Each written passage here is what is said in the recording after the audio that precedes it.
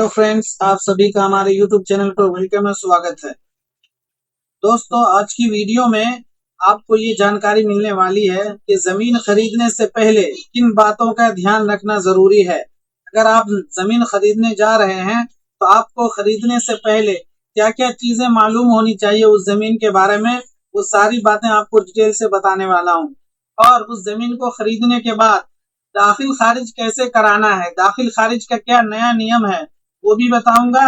और अगर आप जमीन बेचने वाले हैं और आपकी जमीन बिक नहीं रही है किसी कारणवश, कुछ कागजात में कमी है, तो परिमार्जन पोर्टल पे, परिमार्जन प्लस पे आप अपने कागजात कैसे दुरुस्त करवा सकते हैं और कितने दिन में हो जाएगा, ये सारी जानकारी आपको देने वाला हूँ इस वीडियो में। वीडियो को पूरा ध्यान से देखिएगा। चैनल पर पहली बार विजिट किया आपने तो चैनल को सब्सक्राइब कर लीजिए, इस वीडियो को लाइक और शेयर कर दीजिए। देखिए, सबसे पहली बात आप यह जान लीजिए, अगर आप जमीन बेचना चाहते हैं, खरीदने की बात भी बताऊंगा, खरीदने वालों को क्या क्या ध्यान रखना चाहिए। अगर आप जमीन बेचना चाह रहे हैं और आपकी जमीन बिक नहीं रही है, किस वजह से नहीं बिक रही है कि आपके कागज में कुछ कमी है। उस कमी को दूर करने के लिए, कागज को सही करने के लिए आपको क्या करना होगा। तो बिहार सरकार की ये साइट है, यहाँ पर एक परिमार्जन प्लस देख रहे हैं, परिमार्जन प्लस खुद से भी कर सकते हैं अप्लाई, किसी साइबर कैफे में जाके करवा सकते हैं। यहाँ पर अगर आपके कागज में कोई टाइपिंग मिस्टेक वाली गलती है तो आप यहाँ से अपने कागज को एप्लीकेशन डालिए, 15 दिन के अंदर आपका कागज सही हो जाएगा।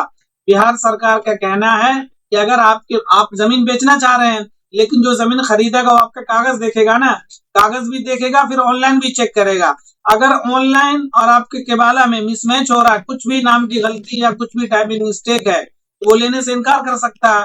वो कहेगा पहले आप अपने कागज दुरुस्त करवाओ। तो आप जब दुरुस्त करवाने चाहेंगे तो बिल्कुल आसानी से बहुत जल्दी दुरुस्त हो जाएगा। अभी हर काम बहुत फास्ट हो रहा, बिना पैसे के हो रहा है। आप परिमार्जन प्लस पे अपने उस आवेदन दे सकते हैं। अगर टाइपिंग मिस्टेक है नाम वाम में तो 15 दिन के अंदर ये दुरुस्त हो जाएगा। ठीक इसी तरह से कोई वैसी गलती है कि आपका जो है, पता चला आप 20 डिसमिल जमीन बेचना चाह रहे हैं, आपकी जमीन 20 डिसमिल है, केवाड़ा पर 20 डिसमिल है, लेकिन ऑनलाइन 18 डिसमिल शो हो रहा है। अब लेने वाला आपसे कहेगा भाई आपकी जमीन तो 18 डिसमिल ऑनलाइन है और आपके पेपर में 20 है, लेकिन सही करवा के दो, क्योंकि जब मैं दाखिल खारिज करवाने जाऊंगा तो दिक्कत होगी। तो इस तरह की त्रुटि भी आपकी 30-35 दिन के अंदर सही हो जाएगी। अगर आपके जमाबंदी में कुछ कम जमीन दिख रहा है या नाम गलत है तो आप आवेदन दीजिए परिमार्जन प्लस पे, 35 दिन के अंदर आपके कागजात सही हो जाएंगे। कागज सही होगा उसके बाद आप जमीन बेच सकते हैं। इसी तरह की कोई भी चीज हो, जमाबंदी में कुछ आपको मिस्टेक बहुत सारी इधर उधर करना है, जमाबंदी में कुछ खेसरा आपको ऐड करना है, जमाबंदी में कुछ खेसरा बेच चुके हैं उसको हटवाना, किसी भी तरह की आपको जमाबंदी में रद्दोबदल करवाना, एडिट करवाना है, तो वो चीज आपका 75 दिन के अंदर अंदर हो जाएगा। तो अगर आप जमीन बेचने जा रहे हैं, आपके जमीन कागज में कुछ त्रुटि है, तो आप परिमार्जन प्लस पे आवेदन दे करके अपने कागजात दुरुस्त करवा सकते हैं। ये तो हो गई बेचने की बात। अगर आप जमीन खरीदने जा रहे हैं तब आपको किन किन बातों का ख्याल रखना जरूरी है। देखिए, अगर आपने कोई जमीन देखी, जमीन का जो मालिक है उसने कहा भाई मैं ये जमीन बेच रहा हूं, तो आपको सबसे पहले आपको ये देखना होगा कि जो ये जमीन बेच रहा है इस पर इसी का कब्जा है कि नहीं। वो कह देगा हाँ मेरा कब्जा, आसपास के लोगों से पूछिएगा, सब कहेगा हाँ इसका खेत है, आप देख लिया। दूसरी आपको क्या जानकारी लेनी है, क्या जमीन विक्रेता की जमाबंदी ऑनलाइन है, मतलब जो उस जमीन को बेच रहा है, जो आपको केबाला करेगा, जिसके नाम से रजिस्ट्री पेपर है, जो आपको रजिस्ट्री करेगा, तो आपको ऑनलाइन भी चेक करना है। भाई वो अपने घर से लाके केबाला आपको दिखा देगा कि देखो ये जमीन मेरे नाम से है, 5 कट्ठा जमीन है मेरे नाम से, मैं तुमको बेच रहा हूँ, ले लो। तो अब आपको उसके केबाला में जो खाता खिसरा दर्ज है, जितना जमीन दर्ज है, उसको ऑनलाइन चेक करना होगा। उससे चेक कर नहीं करते हैं तो दूसरे किसी भाई से करवा लीजिए, आजकल मोबाइल पे भी सब कुछ दिख जाता है। इसी पर आएंगे, इसी साइट पर आप अब ये देखिए जमाबंदी देखें, इस पे क्लिक करके जाएंगे, अंदर आपको जिला मिलेगा, ब्लॉक मिलेगा, सब कुछ बिल्कुल आसानी से देख लेते हैं, आप देख लीजिएगा। अगर वो सब चीज दुरुस्त हो तब आप आगे का स्टेप देखिए। जमाबंदी देखने के लिए आपको इसी पे आना है। उसके बाद आपको क्या देखना है, क्या उस ऑनलाइन जमाबंदी में आपके द्वारा आपके जरिए खरीदा जा रहा है खिसरा प्लॉट का नंबर, सभी रकबा एरिया दर्ज है, वही बात। मतलब जो खिसरा, जो खाता, जितनी जमीन उसके वाले पे दर्ज है जो आप खरीद रहे हैं, वही ऑनलाइन दिखना चाहिए उतना ही। अगर कुछ भी जरा कम ज्यादा है तो आपका दाखिल खारिज नहीं होगा। उस बात पर भी अभी आऊंगा कि दाखिल खारिज का जो नियम बदल गया है, अब दाखिल खारिज किस जमीन का होगा वो सभी मैं बताऊंगा, तो वीडियो में बने रहिएगा। वीडियो को आप एक बार लाइक कर दीजिए अगर आपने लाइक नहीं किया है। देखिए क्या देखना, पहले पहले तो देखना है कि जमीन पर कब्जा है कि नहीं। दूसरा क्या देखना है कि जो जमीन आप खरीद रहे हैं, जो केबाला उसके पास, केबाला में जितना जमीन जो खाता खिसरा दर्ज है वही दर्ज ऑनलाइन भी होना चाहिए, तब आप उस जमीन को लेने के लिए हाँ भरिए। अगर अगर नहीं है तो विक्रेता के पास हिस्सेदारी लिखित में होना चाहिए। अब क्या मतलब, बहुत सारे की जो है बाप दादा वाली जमीन है, विरासत वाली जमीन है, पुश्तैनी जमीन है, तो जो बेच रहा है उसका नाम तो दिखता नहीं है ऑनलाइन। आप किसी से ऐसी जमीन खरीद रहे हैं जो उसके परदादा के नाम पर है या दादा के नाम पर है, उसके नाम पे तो ऑनलाइन दिखेगा नहीं। तो फिर आपको ये देखना है कि जो आदमी आपको जमीन बेच रहा है और जितनी जमीन बेच रहा है ऑनलाइन, मिसाल के तौर पर समझिए, आप किसी से 10 डिसमिल जमीन खरीद रहे हैं और जो बेच रहा है वो 4 भैयारी है, ठीक है, और उसके बाप के नाम पर जमीन है, तो उस जमीन को आप ऑनलाइन देखिए 40 डिसमिल है कि नहीं। अगर 40 डिसमिल है तब उसका 10 डिसमिल हिस्सा होगा। यहाँ पर बहनों की बात नहीं हो रही है।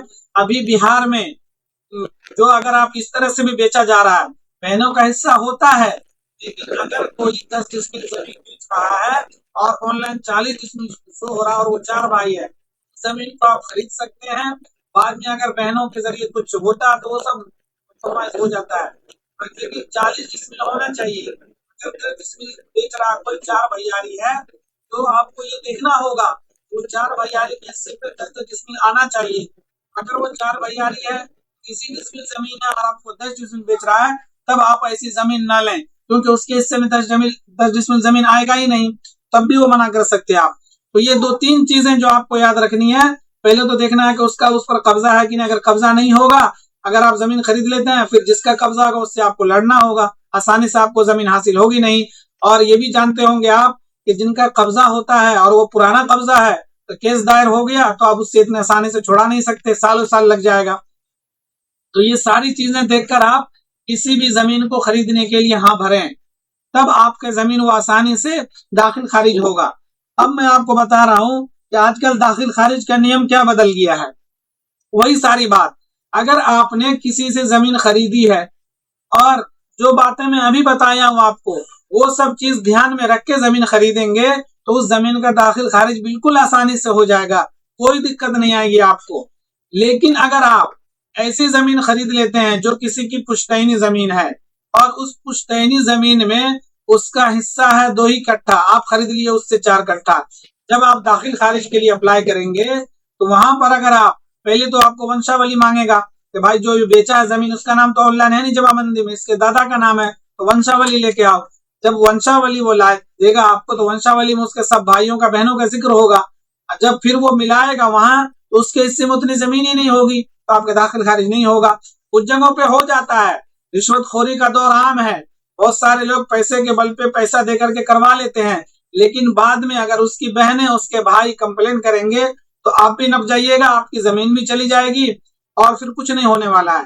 तो जमीन खरीदने से पहले पुश्तैनी जमीन जब आप किसी से खरीदते हैं तो सबसे पहले ये देखिए आप कि उसका उसमें हिस्सा कितना है, और उनसे उस जो बेच रहा है उससे वंशावली बनवाइए। वंशावली में वो कितने भाइयों का जिक्र करता है, कितने बहनों का जिक्र करता है, उसके हिस्से में जितनी जमीन आती है उतने ही आपको खरीदना है। अगर ज्यादा खरीद लेते हैं, उसका कब्जा ज्यादा पर है, आपको केवाला भी करवा देता है ज्यादा का, आपको कब्जा भी दे देता है, लेकिन बाद में अगर उसके भाई उसके बहन आप पे केस करेगा तो आप वो केस हार जाइएगा, क्योंकि जितना उसके हिस्से में होगा उतना ही वो बेच सकता था ना, तो वो जमीन में फिर लफड़ा होगा, फिर आप बाद में परेशानी होगी आपको। तो अगर आपको दाखिल खारिज कराना किसी भी जमीन का, तो जिससे आप जमीन खरीदे हैं, ठीक है ना, उसका भी अब आधार कार्ड लग रहा है, आपका आधार कार्ड लगेगा, आपको केवाला देना होगा, और फिर जो उसका वंशावली है वो लगाना होगा। ये 3 चीजें एक तो आपको केबाला जिसको रजिस्ट्री पेपर बोलते हैं वो लगाना होगा, आपको अपना आधार कार्ड लगाना होगा, जिसने बेचा उसका आधार कार्ड लगाना होगा, और फिर अगर वो पुश्तैनी जमीन है तो वंशावली लगाना होगा उसमें कि इसका इतना हिस्सा है, तब आपका दाखिल खारिज बिल्कुल आसानी से हो जाएगा 70 दिन के अंदर अंदर। विजय कुमार सिन्हा ने ये अल्टीमेटम दे दिया जितने सीओ बिहार में सबको कि दाखिल खारिज के सारे मामले 70 दिन के अंदर अंदर, आप आज आपने आवेदन दिया 70 दिन के अंदर अंदर आपका दाखिल खारिज हो जाएगा। अभी तक क्या हो रहा था कि 2-2 महीने तक देखा नहीं जाता था आवेदन को, लेकिन अब डेली रिपोर्ट जा रही है, दाखिल खारिज के आवेदन की डेली रिपोर्ट देनी पड़ रही है सीओ साहब को। और जो लोग सीओ डोंगल अपना किसी और को दे देते थे, कहीं और से काम करवाते थे, प्राइवेट दलाल लोग, सीओ साहब अपना डोंगल दे दिए किसी को, वो कर रहा है घर बैठे काम, तो उस पर भी सख्ती कर दिया कि अब घर बैठे कोई काम नहीं होगा, ये जमीन वाला काम जो अभी तक हो रहा है। आप जिस भी ब्लॉक से हैं, अंचल से हैं, बताइए कि आपके ब्लॉक में क्या चल रहा है, कितना जल्दी हो जाता दाखिल खारिज। अगर आपको इस तरह की कोई दूसरी वीडियो चाहिए, दूसरी इन्फॉर्मेशन चाहिए, तो मुझे कमेंट करिए। इस वीडियो को ज्यादा से ज्यादा लाइक और शेयर कर दीजिए। जो बातें मैंने बताई है ये सब बिहार सरकार के गाइडलाइन में उसने सारी बातें बता रखी है पोस्ट कर करके, और इस तरह से अगर आप जमीन खरीदते हैं इन सब बातों को ध्यान में रख करके, तो आपका दाखिल खारिज होने से कोई नहीं रोक सकता, बाद में आप कभी लफड़े में नहीं पड़ेंगे। तो वीडियो को ज्यादा से ज्यादा लाइक और शेयर कर दीजिए, चैनल को सब्सक्राइब कर दीजिए। शुक्रिया।